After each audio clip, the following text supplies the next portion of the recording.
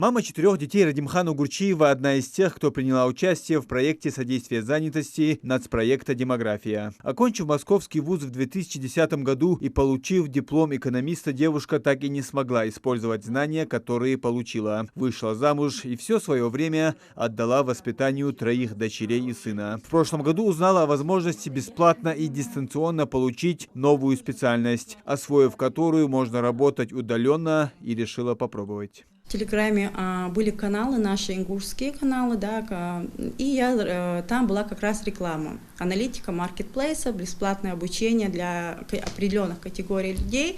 И как раз я входила в эту категорию. Ну и подумала, давай-ка зарегистрирую, может, хотя не верила, зарегистрировалась. После этого со мной связался человек, который занимается обучением, и сказал конкретно, какие шаги предпринять.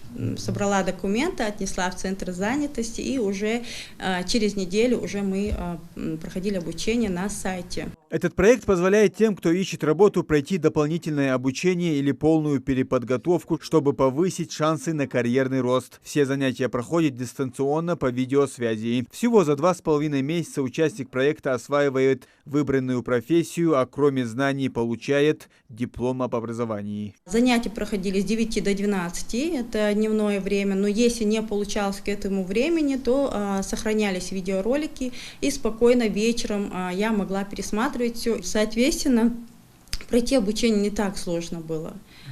Самое сложное, наверное, уже самостоятельно это все делать. Ну, так как я все уже знаю, все детали, это тоже у меня сейчас это легко получается. Проект содействия занятости нацпроекта «Демография» реализуется в республике с 2021 года. Всего в ней приняли участие свыше 2100 человек. Успешно завершили обучение по разным образовательным программам 2003 человека. В этом году зачислено и проходит обучение 163 участника. Самые востребованные в настоящий момент это направление Российской академии народного хозяйства и государственной службы, это госмуниципальное управление, это юриспруденция, менеджмент в образовании, менеджмент в здравоохранении, это кадровый менеджмент и так далее.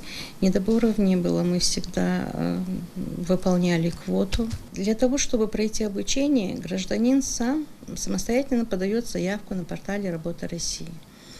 Если у граждан по какой-то причине не получается подать заявку, какие-то технические проблемы, сотрудники центров занятости помогут ему вплоть до предоставления технических средств центров занятости населения. Принять участие в проекте могут несколько категорий, в том числе граждане в возрасте от 50 лет, люди предпенсионного возраста, женщины, находящиеся в отпуске по уходу за ребенком до достижения им 3 лет, у кого есть дети дошкольного возраста и не состоит в трудовых отношениях, отдельные категории молодежи, безработные граждане, зарегистрированные в органах службы занятости населения и работники, находящиеся под риском увольнения. Это очень хорошее подспорье гражданам 50 лет и старше, которые потеряли навыки, да, к определенной работе или хотят перейти на другую работу, обучиться по другой профессии. У людей есть навыки, а документа нет. Вот для таких тоже это очень хорошее подспорье для женщин, находящихся в декретном отпуске. Также есть еще одна категория женщин, которые воспитывают детей от 0 до 7 лет, но не состоят в трудовых отношениях. Это тоже очень хорошее подспорье для этих женщин, потому что у нас женщины, которые не работают, занимаются детьми, могут себе заняться каким-то онлайн-занятием или открыть какую-нибудь самозанятость. В рамках реализации мероприятий по обучению отдельных категорий граждан Минтрудом Ингушетии своевременно заключены соглашения с 3 федеральными операторами.